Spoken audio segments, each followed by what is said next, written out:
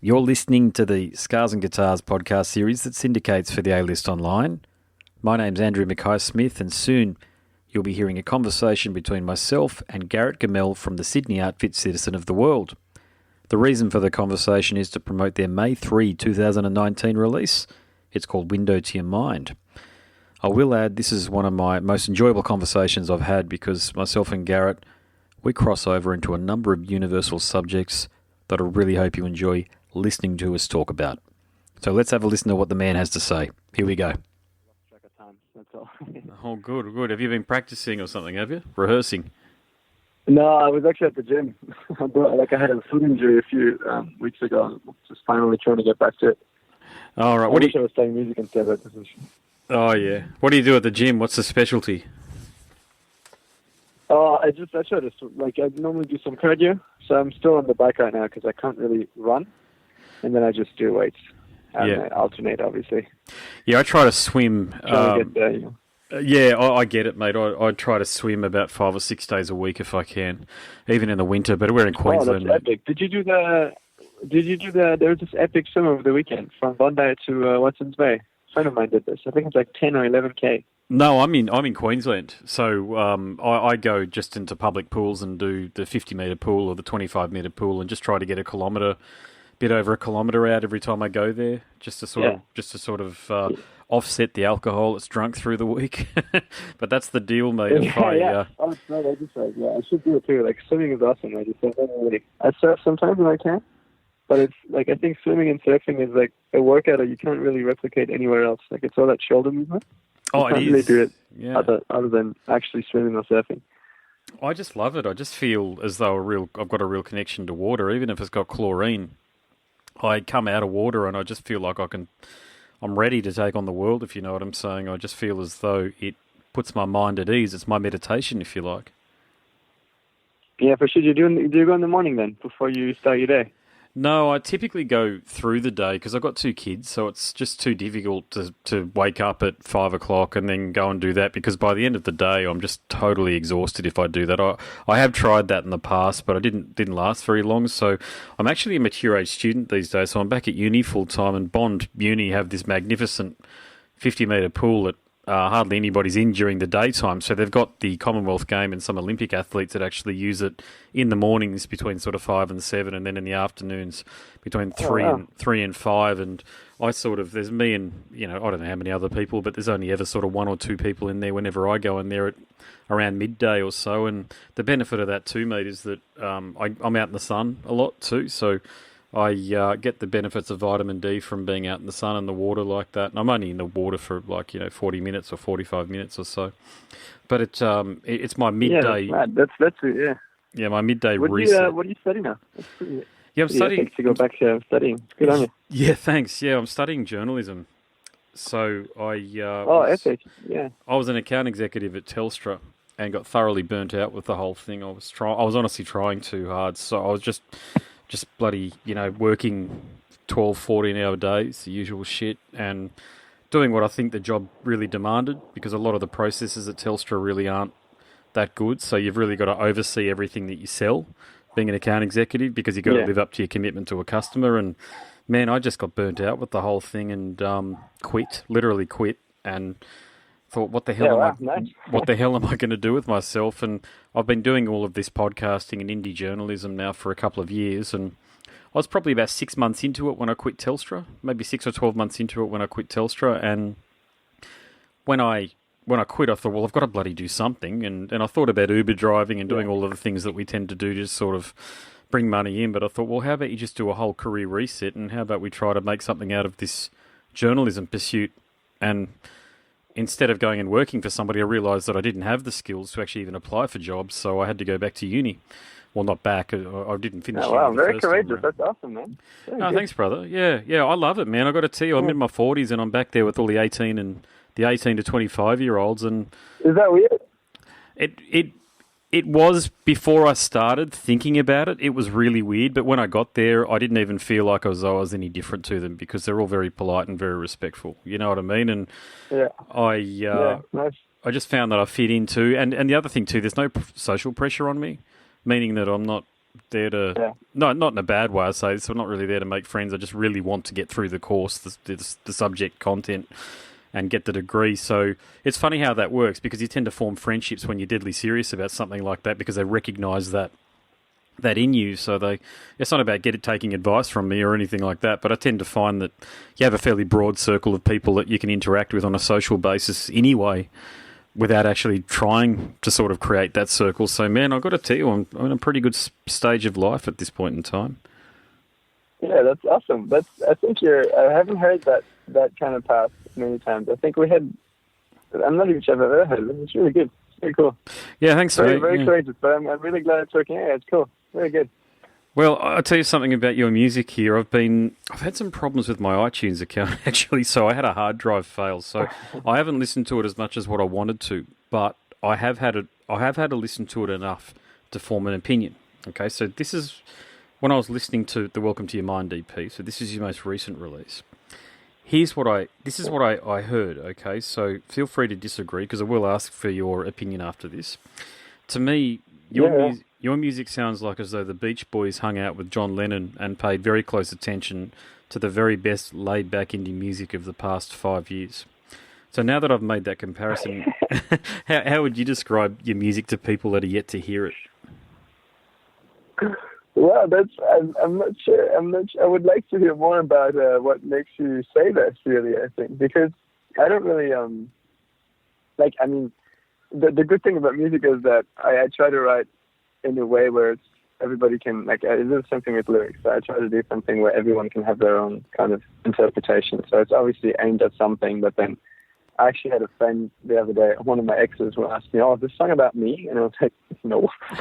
Why would you think that? And she actually had a kid, right? She was like, I feel like when you say this, it's like, it feels like it's about a pregnant woman. I was like, not even close. Rightio, there you go. About music, but you can just make it about your own thing. So, I mean, I actually don't really think so much in a genre thing. Definitely the indie thing is obviously kind of what I listen to a lot, so that's definitely there. Why John Lennon? I think it was the way you constructed the songs. So the harmonies are definitely Beach Boys-esque, but it was the manner in which you constructed the songs so they had a crescendo about 3/4 of the way through. And a good song to refer to that is Free to Go. So the sax solo on that is very special, actually. I've been listening to that one probably more than any others. I've had that one on repeat a few times. Oh, thanks, man. And Free to Go, the sax solo actually reminds me of a guitar solo, and it actually sounds like something that John Lennon would have wholeheartedly agreed with from the perspective of that needs to go then and there. Do you understand what I'm saying? So the way he constructs the music, now I haven't tried to deconstruct it for the purposes of really giving you a close comparison, but, on a superficial level, when I listen to your music and when I dive into some of his stuff, because occasionally I do put some of his solo stuff on, that was the first artist that came to... You're the first artist in 400 interviews, well over 400 interviews that I've done, that I can actually accurately make that comparison. And I think there's... And there's an ethereal quality to your music as well.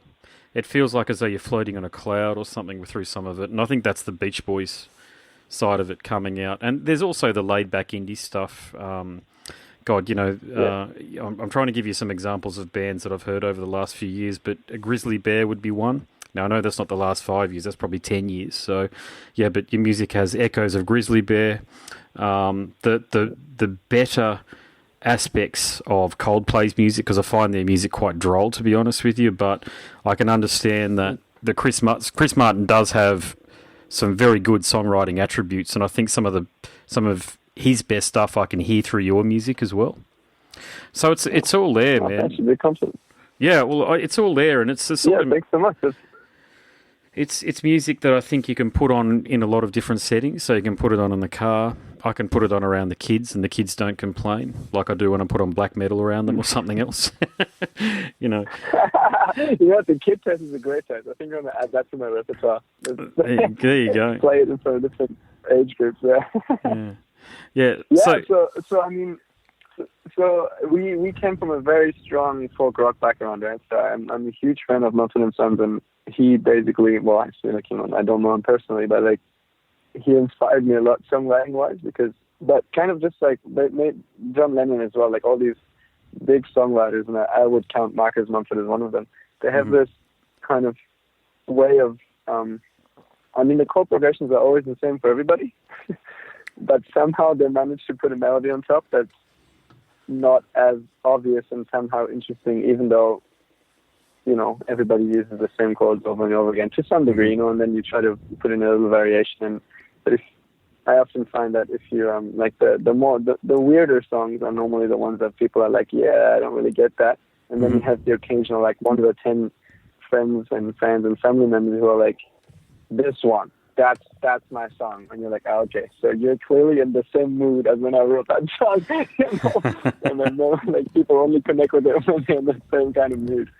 So, but for this release, we've kind of moved away from doing pure folk rock, and I think the first song, which is Deploralized, is probably the only like proper folk rock song, and everything else is kind of very much written according to the mood I was in whenever we wrote these songs.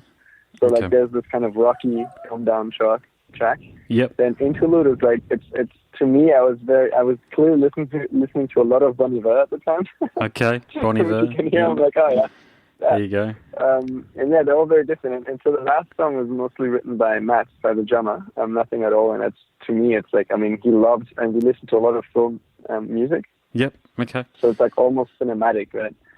So it's got like these sweeping string sections and horns, like it's so layered and so like full and sound-wise, that with these big crescendos. And so yeah, where am I going with this? I don't know. I think I'm like, I don't think I really think about genre so much anymore. I just I think we're going to a place where we'll probably, with the next 5 songs, we'll probably have a sound.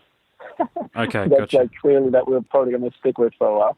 And I think right now we're going away from what we used to do, and I think we're very much we're putting our feelers out and just trying out different things to see.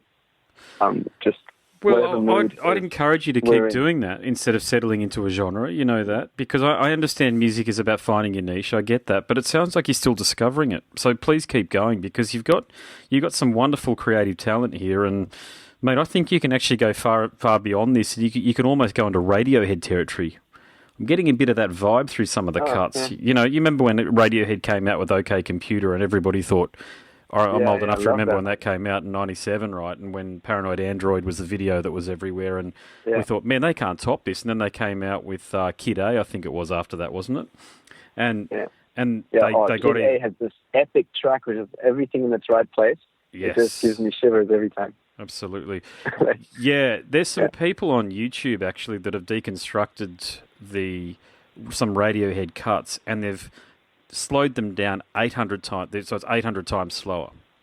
And my God, it sounds even more vast. And people in the YouTube section have got YouTube comments have said, I came here to laugh at it, but I actually started crying. It was so beautiful. This sort of stuff.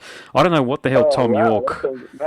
Yeah, I don't know what those guys are connected to, man. It's something ethereal or something well beyond the ether, but they're connected to something that few understand, I think. And I've been guilty of probably bagging them in the past for being a bit pretentious, and I do think they can be a bit pretentious at times, you know, in the way that they answer journalists' questions and the like. But you know what, they're artists and they can do whatever the hell they want ultimately. But yeah, so I mean, they're definitely full of themselves. I know that from I know a guy who organizes the festival, and he basically, so Radiohead wanted 90% of the revenue from the festival. Oh, shit. As a fee. Greedy bastards. Because it was like, well, you know, 90% of people are going to come to see us. And he was like, yeah, but hang on. So, yeah. So, but still, I totally agree. It's amazing songwriting. But, yeah, I think he's probably a very eccentric dude. He comes across as a very strange guy. Yeah, he looks like a weird guy. God, I don't mean to judge a book by its cover. Yeah. He looks like the sort of guy that if you're on a train with him, you think, you've got a story to tell, mate, haven't you? I wonder what stories are up there in your brain. Tom York. So I heard, I read in an interview that the name Radiohead, I don't know if this is true, maybe I'm just making this up, but I think I've read them saying that the name Radiohead comes from the fact that when he writes songs, it feels to him like he's just tuning into a song that's already there, and he just uses his head as a radio and just kind of tunes into the song and just like writes it down, basically. Can you relate to that as an artist? Can you relate to any of that? Yeah, for sure. Yeah, I have so many. I mean, like, I wouldn't, like, I'm gonna have to keep a bit of modesty here as well. Like, I mean, he's doing stuff that's way out there. Like, but I think the songwriting, so Free to Go, I wrote in 5 minutes. So there you go. Yeah. and then obviously it took forever to finish it. And I actually wrote this ages ago, and we never recorded it properly. So this is like it's like a proper recording of it, and we've been playing this for over 5 years. But yeah, so I wrote it in 5 minutes, maybe, like, I played around with some lyrics, and then after 10 minutes I had the whole thing. I had the structure, the chords, the words, and we haven't really changed. We only made it, we added some extra bits and pieces in there, but to a large degree, the phone recording from 5 years ago is still basically the same song. Oh, wow. Okay. So, yeah. Yeah, that's interesting. So that's cool. And then in other songs, you struggle more, but yeah. Yeah.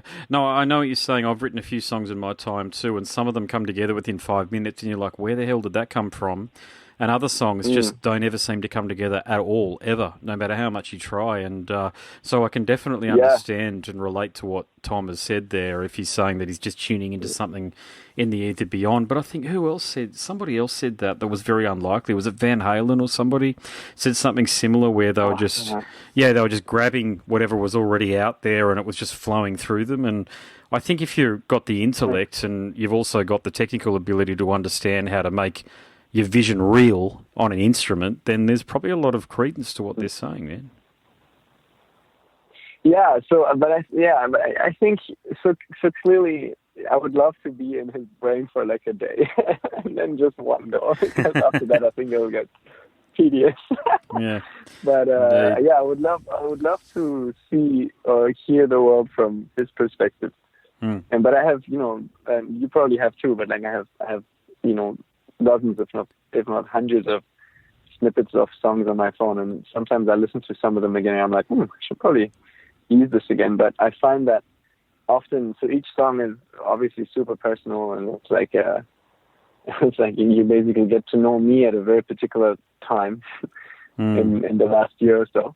And so I always find that now I try to write the songs as quickly as possible, or if I can't finish them for whatever reasons, I try to really remember or have like a good initial structure or idea for like, how I feel and whatever is the event or the person or the place or whatever that is the main inspiration for it. And then I really try to remember it. And whenever I go back to try and finish the song, I first try to get back into that same mood as well.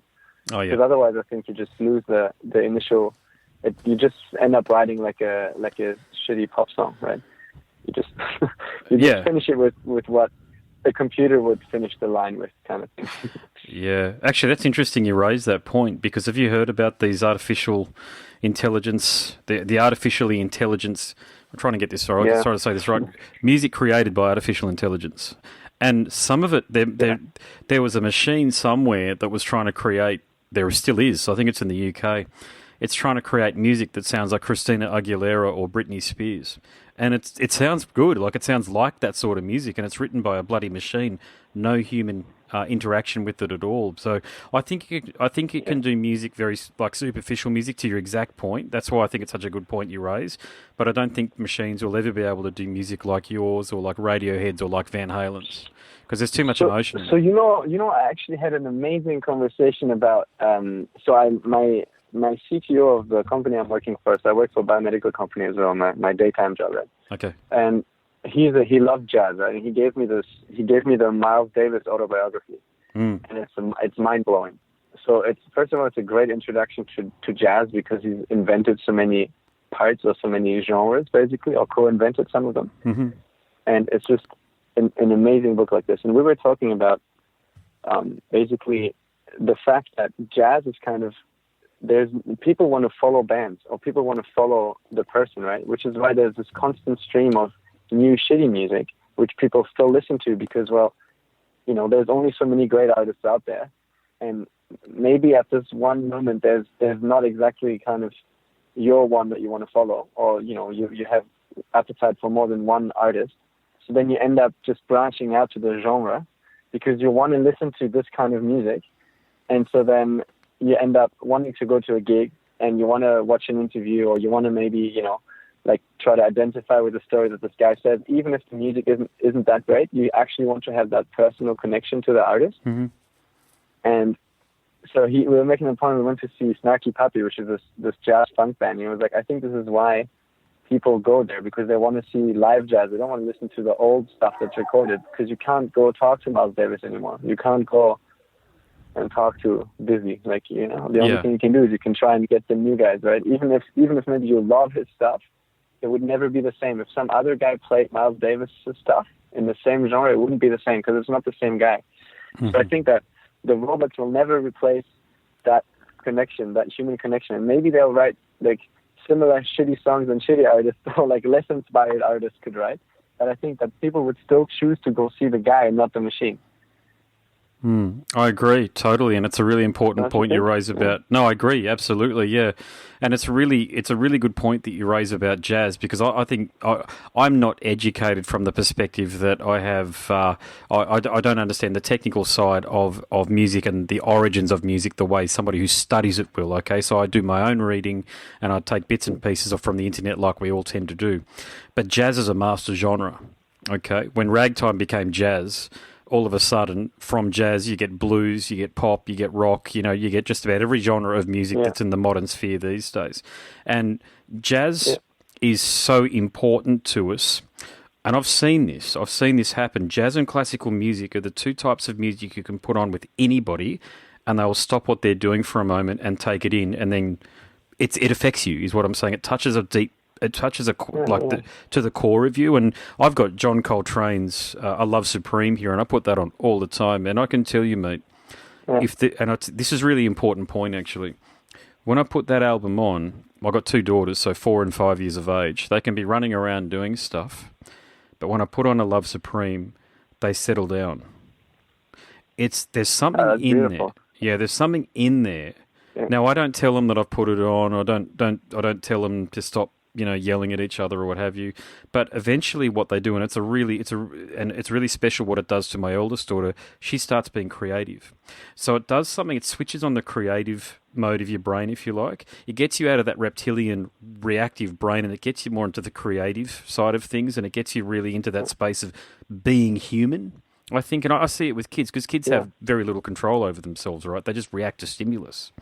And when you're putting on, particularly John Coltrane, because it's probably my favourite jazz album, "I Love Supreme," when I put that on, or to your point about Miles Davis, Miles can be fairly upbeat, I think, so it doesn't quite have the same effect. But I notice with John, with his music, it's so, often there's a couple of seconds between notes. The note just lingers, and it just hangs in the air. Yeah. And that's why jazz, I think. So Miles Davis is actually the worst. Sorry, I didn't mean to interrupt, but he's the one that invented all that kind of. He's the one that made the transition from bebop to the cool and more chill jazz. And Miles, I would highly this book is amazing. Like you're gonna love this. Okay, I'll check it out. Really I've got a lot of his vinyl. He played a lot with John Coltrane, actually. Yeah, I just noticed with that one. Yeah, there's that. There's Louis Armstrong. There's just so many wonderful artists out there, and the thing I like about jazz is it's such a broad universe. You can never stop getting into it and finding new music. Sure. Yeah, sure.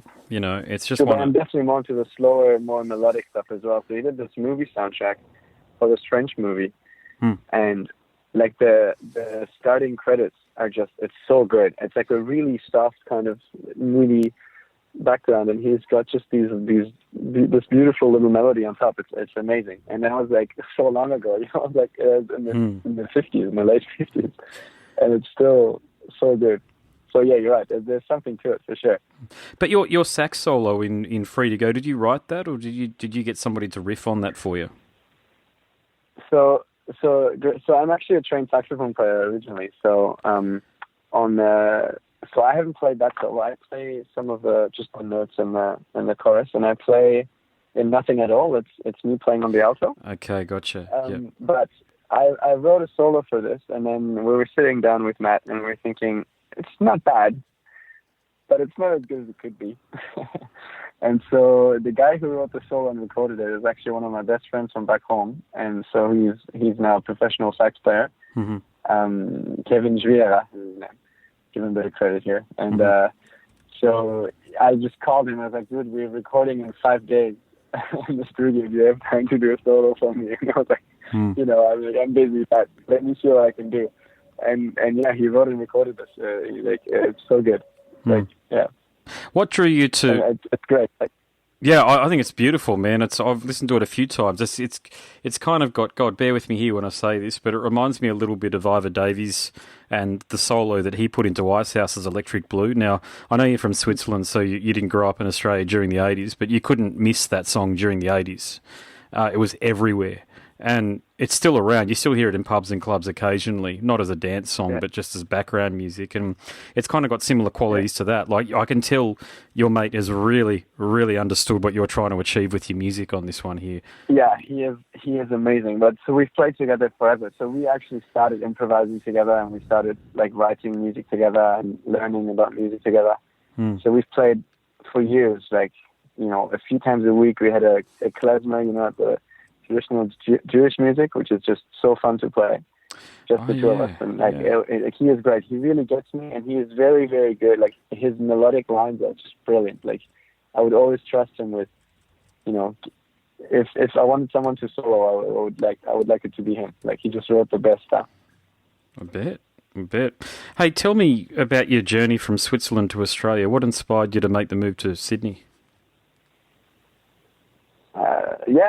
It's a bit of a convoluted story, like all stories, I guess. But so I started traveling when I was 19. I went to Canada on exchange, and then I was dating an Australian girl at the time, and I never really put Australia anywhere on the map in my brain, because I don't know, you know, you learn about the world, and Australia is so far away that you learn a lot about, you know, European history and stuff like that, and then obviously you get American history a little bit as well. Or you get all the American influences, and it's true that Australia and Asia are quite far away, and then you get, you know, we had China and everything, and Australia was kind of just under the radar, and she kind of put that on the map, and after my first exchange, I went back to Switzerland. I was pretty bored, because it's a beautiful, lovely place, but it's kind of small and quiet, and so I decided to do my PhD here. Oh, okay, there you go. Well, that's not that convoluted. Yeah. That makes sense. You know. Yeah, I mean, I skipped a few bits in the middle, but you know. I gave you the short version. Oh, that's cool. But yeah, I think it's awesome, and I absolutely love. Like, I've been here for 7 years now. I'm trying to go for my citizenship as well, and it's amazing. Like, it's a really, you know. So if I had to summarize one of the main things that I like about Australia, which is like both its best feature and its worst fault as well. Yep. And you don't take this the wrong way. I mean this in a very neutral way, just as a matter of fact, right? That's cool. Like, it's the fact that it's such a young country, right? So it means that it's devoid of a lot of the cultural history and baggage of Europe or America even. So in Europe, it's like everything's a problem because someone has done anything you can possibly think of that was bad and you know, against somebody else. So like you have to tread on eggshells about, you know, the whole racism and social, you know, integrity and whatever, and it becomes super heavy. Every dialogue tends to become very heavy.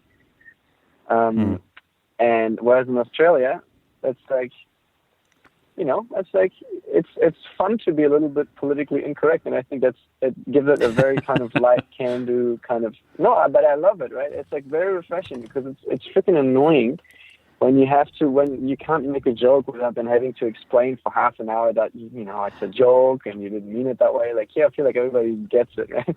Like, it's not a big deal. Well, I think a lot of people. On the other hand, though. No, I think a lot of people would agree with you, mate. I support your comments from the perspective that look at what happened with the election on the weekend. You know, at some point in time, it's. Okay, so the left-wing vote, the Labor Party's vote, which typically identifies with a lot of this political correctness and identity politics, that was in Queensland here, the state of Queensland here, mate. It was down at 25% or something. I think it was lower, 25%. And this is and people go, oh, these are the white trash that are voting for Liberals. That's bullshit, man. They're just regular families that can't keep up with all of these twisting values, if you like, and these different interpretations of what is morally correct, if you like. When you're talking about people who are, and this is the thing about Australia, mate. Most of Australia is suburban, as you probably figured this out. Most of us don't live in the bush because we can't. It's too hostile, so we end up living in a couple of cities. We're not a big country, to your point. We are, in terms of the nation of Australia, it is only 230 years of age, so we're still sort of figuring things out, I think, and. It's really interesting to read a lot of the dissection, particularly by left-wing media, about why the Labor Party lost it. But I think they've really got to your point about, the constraints that political correctness puts on regular people, they've really got to look at that, and they've really got to avoid dictating to people how people should be talking and leading their lives. Because Australians, mate, I'm Australian, and I'll say I don't think we're a mean-spirited people at all. You know that. I just think we like. I think we're very generous, and I just don't think we like people telling us what and how to act. And I think political parties are going to find that out the hard way, because it was a very unexpected result on the weekend, as you can probably appreciate. But I think that's. So, and I speak to a lot of people from Europe, and they actually, and their comments that I get from them are mirror yours. They're very similar to yours. They sort of look at us and they say, "Man, there's no way that." In Sweden or Norway, for example, that we could say, look, we're not going to go down this path politically. Okay, we're going to be politically correct, and because if you take an opposite view, you will get called a racist, or you'll get called other names that are really quite nasty and unfortunate. But people aren't racist, mate. They're just trying to raise families. I hope that makes sense. And you try to be direct, but because no. So I think the lightness of just. I think it's very, like I said, I think it's very, very refreshing. I think it does have, like everything, right? There's for every positive, there's always a negative. So I think the only danger with in general, and to be entirely honest, I find, and this is again no offense, but I find the Australian politics are some of the worst. I feel it's very young still. It feels like a very young political system. I feel like that in general, the discussions that are being had in Australia are very kind of we've had those. We shouldn't have to have those still, right? But like you say, everybody has to find out for themselves, kind of thing. So it'll all happen by itself. But so my comparison with Europe is, for example, the one thing that I find is lacking for the exact same reason, in my opinion, is that Australia has never had any major suffering and great, right? I think there was no famine. There was no there's obviously some bad things happened, and that may or may not have been rugged under the carpet. But in general, it's compared to some atrocities that have happened in other countries, it's still pretty much on the light end of the spectrum, I would say. So the good thing about pain and suffering, though, is that it kind of raises your question about the human condition in general, and it makes you really think about what it is to be human and what your values are, and that then on its generates art and culture and different points of view that are being expressed and debated, and so I think that, and this is again just purely my opinion, as much as the lightness kind of is a very nice thing, the one thing that I kind of miss here is kind of that what comes out of the cultural baggage and heritage, which is a bit more depth of, there's so many aspects, and they've all been discussed. And like I said, I'm actually very neutral about this, because on one hand I love it, and on the other hand I don't like it. And it's there's days I'm I would really like to debate, the socio-political implications of, something or other. And then other days I just want to make a few really dumb jokes and just not having to worry about who I'm going to offend, Well, look, I think just be yourself. This is, I firmly believe Australia is a country that you can just be yourself in, for the most part, and I think it's a sort of country where, provided you're a decent bloke, a decent fella, and you have what I call a program. You're a musician, and you're clearly a very smart guy because you're doing your doctorate, you're studying, or your master's, sorry. You've got a program. You're easy to figure out. You can pretty much take you as you. I mean, we've never met each other beforehand, and we're half an hour into a conversation, and we can talk about all sorts of different things, and we're listening to each other. I think that's the great strength of being an Australian and living in Australia. And I never ever want to see us lose that. That because there are parts of the world where if you have a difference of opinion with somebody, it can mean deep trouble, very serious trouble, and that's parts of Europe too, where that can happen. My wife's father's from... Yeah. I think Australia has a very strong, like, common sense. Like, I think common sense is pretty strong in Australia. Yeah. Overall, I think, just in general, people are pretty, they think about stuff. Well, I think if you got context like what you and I do, so I'm only Australian, I don't have anything else in me, but my wife's father is from Croatia. Now, he's passed away, but he had a stroke about 10 years ago or so he wasn't his complete self, if you like, for the last decade. But before that, I got to know him a little bit, and he told me a little bit about his life in Croatia, man, and that was a fucking hard place to live. He had no choice but to get out. Yeah. He would have been probably, my interpretation, not that he's ever said this to me, but I think the inference was if he'd stayed in Croatia, he would have been killed. I mean, and this is...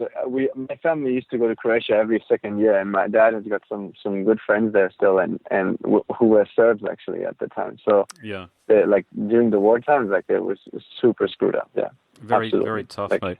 Oh, very tough country, mate. And they breed them tough over there too. They're lovely people, but they breed them tough over there too. And mate, it's only really in the last 10 years they've been free of conflict, and some would argue that the conflict is still there, but I don't know much about it, to be honest. I shouldn't go into too much detail, but I did know my father-in-law quite well, obviously, because I've been around for, my wife and I have been together for 12 or 13 years or so, and yeah, I mean, so we got context, and my wife is half Filipino too, so we go back to the Philippines, well, we go to the Philippines quite a bit, so we see how people in the Philippines live, and I really admire Filipino culture, I must say, because they get by with not very much. And they don't want very much. And these are people that still have money and everything else that, the means to buy, but they're very family-centric and they're very Catholic, and I really appreciate that, and I admire that very much about them. They haven't lost their sense of... there's a lot of them over there, but they haven't lost their sense of community and that spirit of Christianity. I know I'm not a practicing Christian, I must say, but I admire the way that they... Practicing Catholic, sorry, I must say. I am a Christian in my heart, but...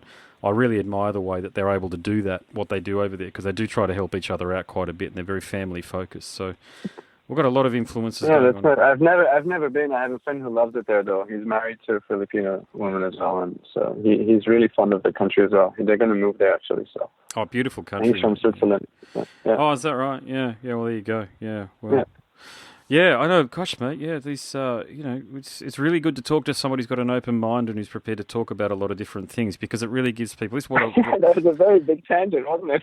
No, you know why it's great, mate. This is why I love doing podcasting, because it gives people the dimension behind your music to get to understand who you are as an artist and what motivates you. And I think what that does is, mate, it endears, especially for an indie artist or an independent artist like yourself, it gives people that extra reason to get into you, because people do have to discover you, don't they? Unfortunately, Triple J probably aren't going to be playing you regularly, even though I think they should be, but they won't. So you probably got to listen to what is the is it 2SER? Is 2SER still the independent radio station in Sydney? I can't remember. It was when I was down there, but there's plenty of community radio stations in Sydney, but yeah. I don't know which one you mean by the independent. I'm not sure. Like there's the one I really like is East Side FM. Actually, they're a great crew.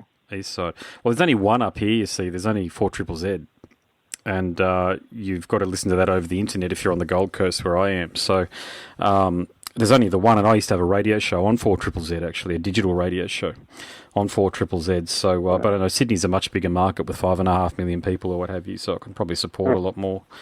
A lot more opportunity for your music to make the radio waves, the airwaves, so to speak. But but you're totally right. It's for sure it's a battle, and so you raise a good point about the Triple J thing. So we spent quite a bit of time and effort back in the day trying to get the one Triple J play, because they de facto own the it's the ultimate rating system in the Australian music scene. Right? Yeah.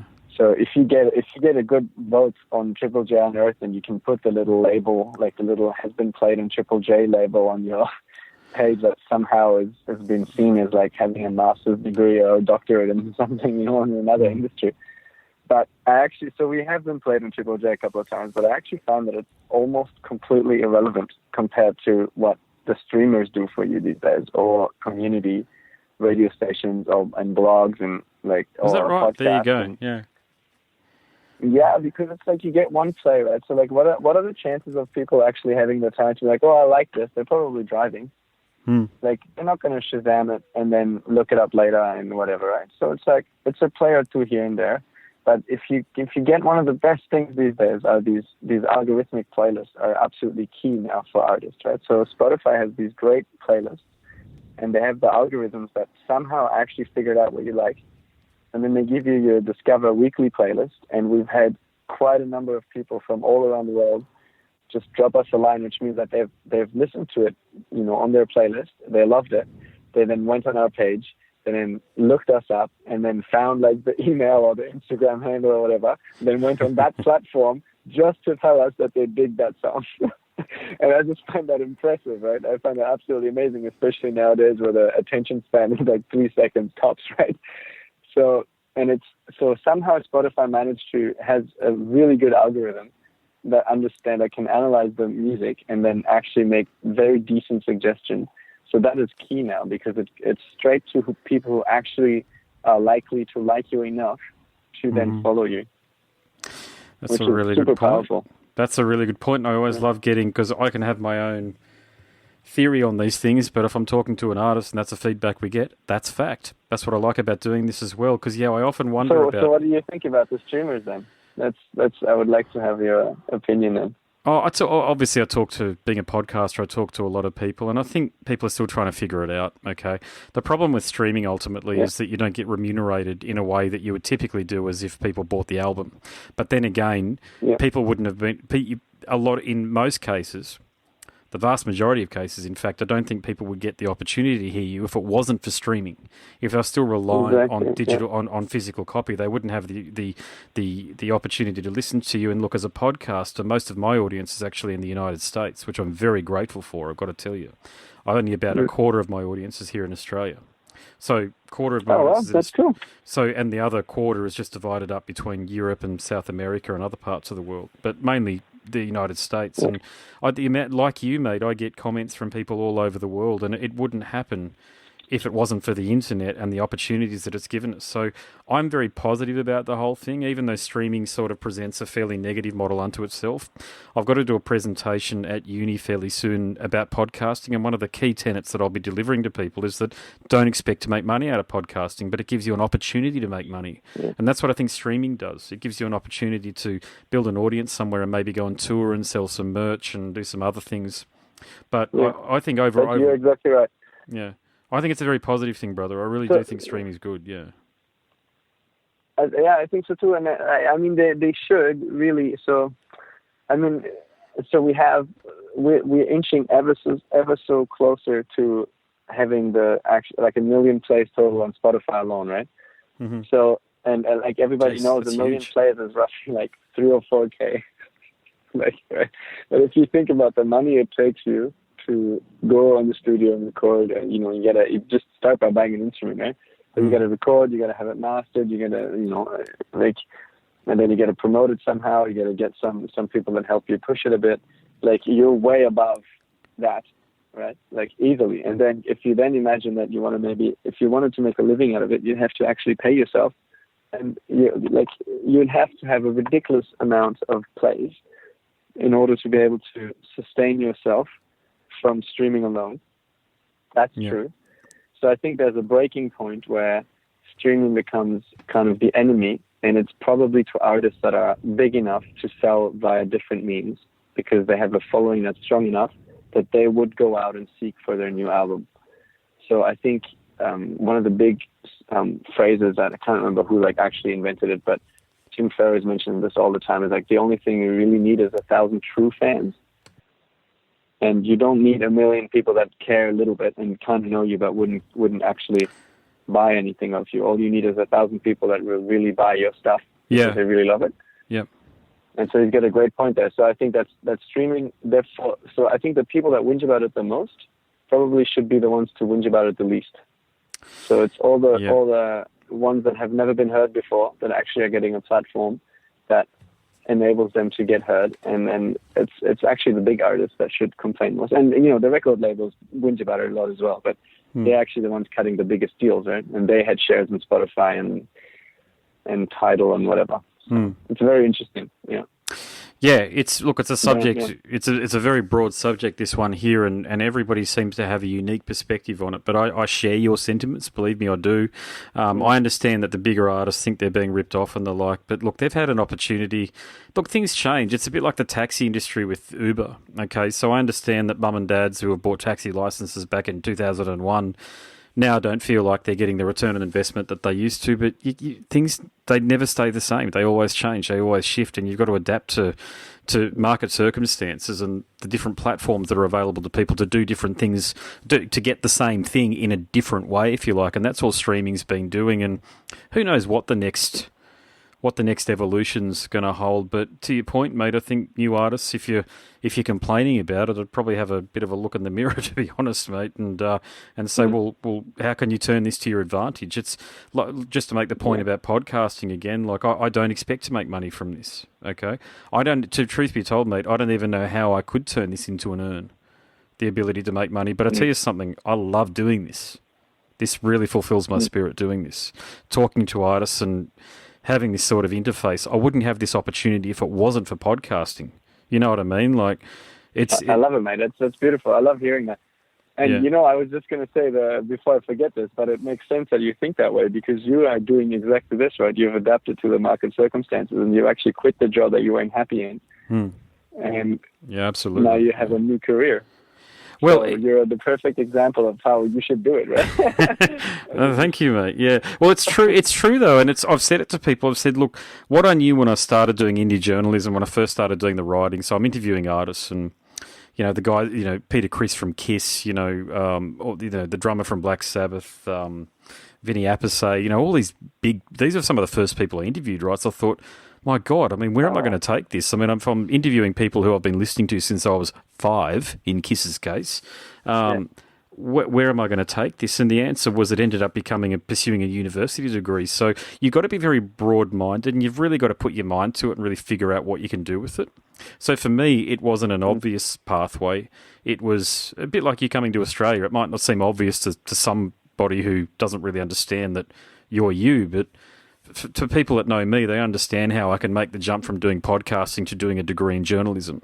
So that's where I think the major benefit to me personally has come from. If it wasn't for podcasting, I'm probably prepared to say I don't think I'd be doing a degree in journalism.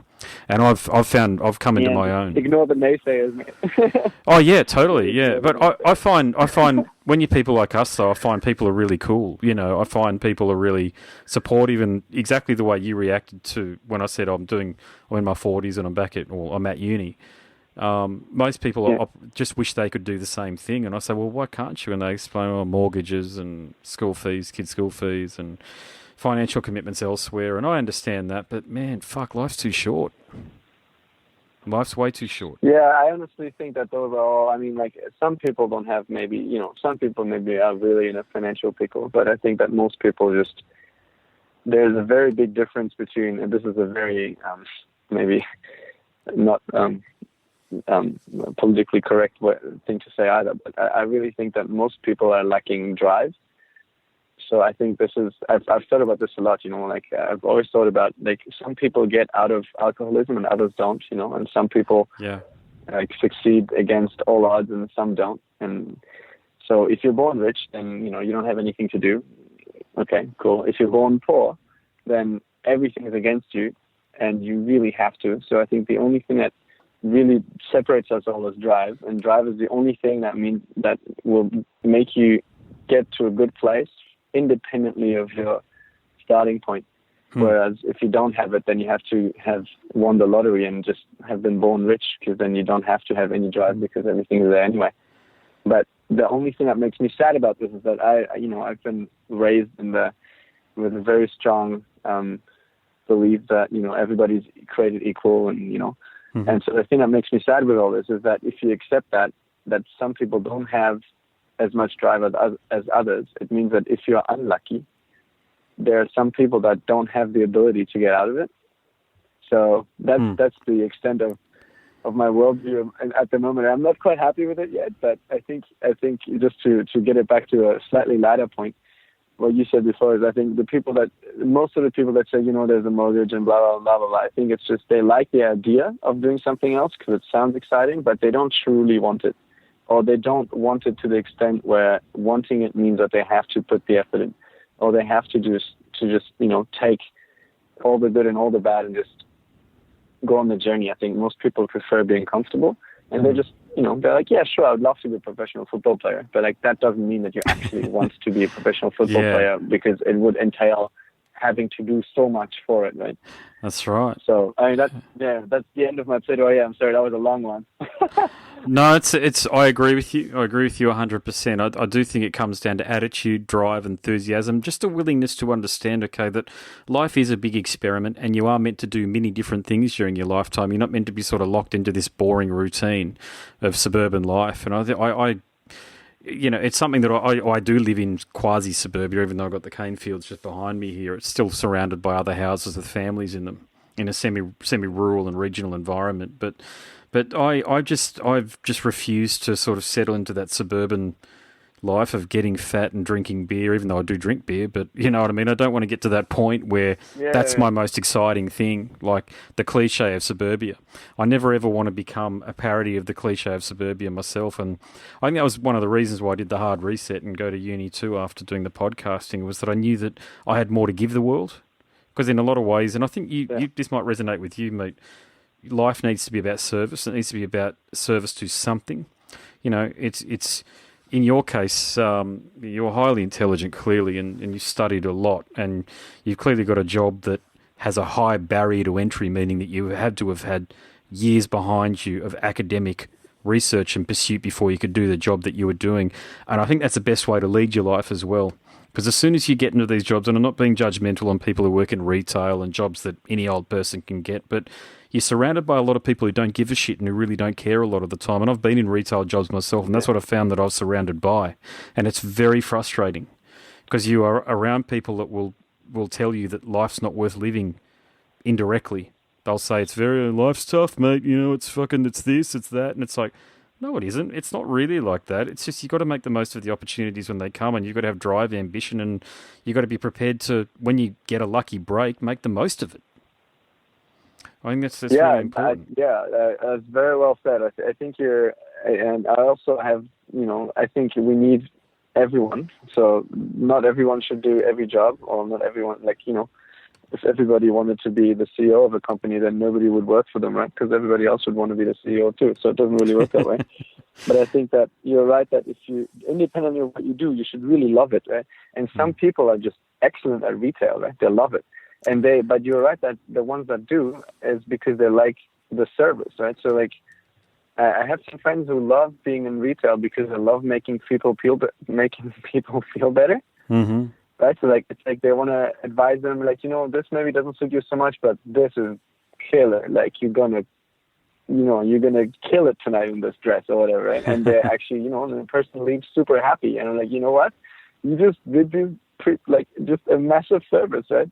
Yep. It's like, so all that matters is that they need to love it, right? And then eventually there's a growth opportunity there too. I think you're right that a growth in opportunity, the jobs where you don't have maybe such a high barrier of entry, it means that you don't have to have proven that you're willing to fight for it. So there's going to be more people that didn't fight. So you're totally right. And then you have the high chance of being locked in an environment that is not very, not a growth environment. Yes, so that's right. Personal growth, growth environment, and then you're in a rut, and it's over. What a scary thought! I know it's terrible, mate. Yeah, but look, I've met these people in years gone by before I really sort of knuckled down and had a career at Telstra, mate. When I was trying to be a musician, ironically, working in retail and working for an insurance company, man, it was horrible. I got to tell you, I hated it. And it wasn't me, and it was just I was trying to support a music habit. Let's call it that, a music habit. But eventually I gave up, that in playing originals music, being in Velveteen and doing other things, and it was just too hard, man. And but I'm grateful for the experience now because I'm 20 years past that, 15 to 20 years past that, and I can see that I've got a lot of rich experience to draw from, if you like, especially now that I've got kids and I can impart onto them I'm not going to tell them how to lead their lives outside of be morally, just that moral foundation that children need. But be themselves, because we're all different, and it's if you want to go on, as I say, I'm not trying to be too judgmental, but jobs with low barriers to entry, you're going to be working with all types, and a lot of them are going to be very unhappy. And if you surround yourself enough with those sort of people for a long enough period of time, well, you could become one of them. I never want my kids to do that. For sure, yeah. It'll just mean that you have to put more effort into just realizing, not letting yourself being dragged down. And I think what you just said was you're not going to dictate your kids' lives. I think you're raising a great point about the wealth of experience that you may have had, because I think that the main thing that my parents did for me, they never pushed me into anything, but they've exposed me to almost everything. So I think from like a parenting move, I realized this way later when I started traveling, and you start meeting people and you're like, yeah, I did this, and yeah, I did that, and I can ski. Like, I'm not the best skier, but I can ski. And like, yeah, of course I can do that too, and I can this too, and I went diving, and and then you realize that most people have done none of these things, right? And it's just the exposure that you get by doing, and basically my parents gave me the opportunity to do whatever, and then just pick what I liked, rather than telling me what to do, or even worse, not exposing me to anything. Yeah. And me not even being aware of what's out there. And I think I'm very grateful for them. And I'm definitely going to do the same thing with my kids as well. So I'm not going to push them into anything, but I'm going to make sure that they give everything a fair shot, and that they will find something that they can, find their drive, or fuel their drive with. Mate, that was good, man. I didn't know. I thought we were going to talk about music, about politics, and mate, it's great. This is going to make a great episode for people, because a lot of the time, obviously, people, they won't have heard you beforehand. Or they might have heard you beforehand, but just with the audience being in the US, like so many of them are, mate, and they get a well-rounded approach before they listen to your music. It's been great. It's great fun, though. It's good. Well, look, I better wrap things up, because I've got another one at 9:00, mate. But before I let you go, can you just tell the audience, mate, if they want to listen to your wonderful music, which I'm sure they're very inspired by now, having to get to after getting to know you, mate, how can they tune into you? Like, what website and what social media pages can they go to discover you? Yeah, cool. So we're called Citizen of the World, so you can find us pretty much on all of the streaming platforms, which, as we discussed, we're kind of fans of. So we're on Spotify and Apple Music. We have a website as well, citizenoftheworldmusic.com, and all the social handles are normally, Instagram is @citizenoftheworldmusic, same for Facebook. And so if you can't find our music on Spotify, drop us a line, and I'll send you a link. There you go. Okay, you're easy to find on Facebook, because type in Citizen of the World Music, I think it is. Is that right? Is that what the name of the page is? Yeah, that's right, yeah, just type in that and find you. And look, I'll put some stuff in the introduction to the podcast episode, so that people can find you pretty easily, man. But look, I've really appreciated the opportunity to have this chat, Gerrit. It's been really cool, man. Seriously, this is one of those ones that I've truly enjoyed. You've been very open to having a very broad conversation, man, and I think the listeners really appreciate this, man, rather than just talking about the music, even though that's what it's about, but it's really also about getting to know the person who creates the music. So thank you for participating in such a great way. No, this is very unexpected, but I enjoyed this a lot, so thanks for having me, and I'd gladly, anytime, I'd do this again. No worries. What I'll do is, when I've posted the podcast episode, I'll just send you the link and you can share away, or otherwise, mate, feel free to do whatever you want with it. Yeah, for sure. Absolutely. Yeah, thanks. Okay, cool, mate. Thanks very much again, eh? Cool, yeah, thanks. Yeah, have a good one. Thanks, brother. No worries. Catch ya. Bye-bye. Bye. You've been listening to the Scars and Guitars podcast series that syndicates for the A-List Online. My name's Andrew Mackay-Smith, and that interview subject was Gerrit Gmel from the Sydney outfit, Citizen of the World. Thanks so much for listening.